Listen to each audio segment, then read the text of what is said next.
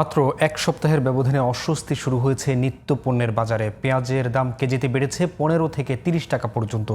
বেশিরভাগ সবজি মিলছে না 100 টাকার কমে। স্বস্তি নেই মুরগি ও মাছের দামেও। সাধারণ মানুষের অভিযোগ, বাজারে সব পণ্যের দাম লাগামহীন হয়ে পড়েছে দিনকে দিন। বিক্রেতারা দিচ্ছেন পণ্যের সরবরাহ কমে যাওয়ার দায়সারা একটা জবাব। বাজার ঘুরে রিপোর্ট করছেন জান্নাতুল ফেরদৌসী। 2 সপ্তাহ আগেও পেঁয়াজ পাওয়া যেত 55 থেকে 60 টাকায়।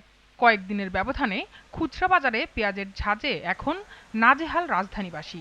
পেঁয়াজ একটা হলো 75, একটা হলো 80, যারা আপনারটা এটা 80, যারা ফরিদপুর এটা হলো 75। বাজারে বর্তমান যে কাঁচা তরকারির দাম, শসা 100-120 টাকা কেজি, করল্লা 100 টাকা 80 টাকা কেজি, এরপরে আপনার বেগুন 120 টাকা কেজি। এগুলো সাধারণ জনগণের জন্য খুব কষ্ট হয়ে যাচ্ছে। শুধু পেঁয়াজই নয়, টানা বৃষ্টির অজুহাতে করলা, কাকরুল, বেগুনের দামে যেন আগুন ঝরছে বাজারে। 100 টাকার কমে মিলছে না এসব সবজি। 100 টাকার 80 টাকার কারণ হলো আপনার বর্ষাকালে সবজি কিছু নষ্ট হয়ে যায়। যেমন বৃষ্টি হলে সবজি দাম, বৃষ্টিটা যখন টান খায়, গাছটা পড়ে গেলে সবজিটা নষ্ট হয়ে যায়, কারণ সবজি না থাকলে কইতে দিব।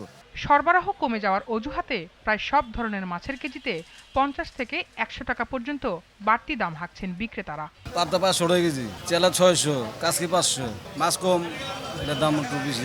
আগের তুলনায় মাছের দাম একটু বেশি। এখন যে ইনকাম আছে, ইনকামের তুলনায় অনেক বাজার বেশি খরচ লাগে। এখন স্বস্তি পাচ্ছি না। বাজার ভেদে গরুর মাংসের দাম কিছুটা কমেছে, তবে দেশি মুরগির দাম বেড়েছে।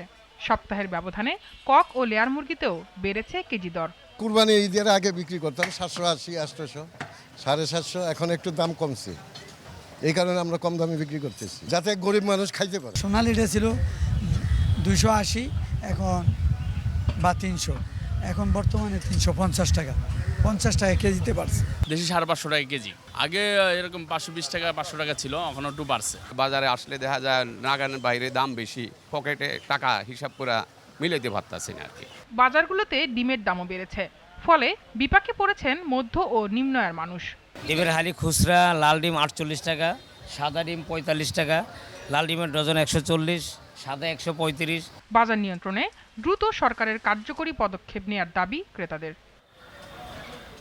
জান্নাতুল ফেরদৌসী, জিটিভি নিউজ, ঢাকা।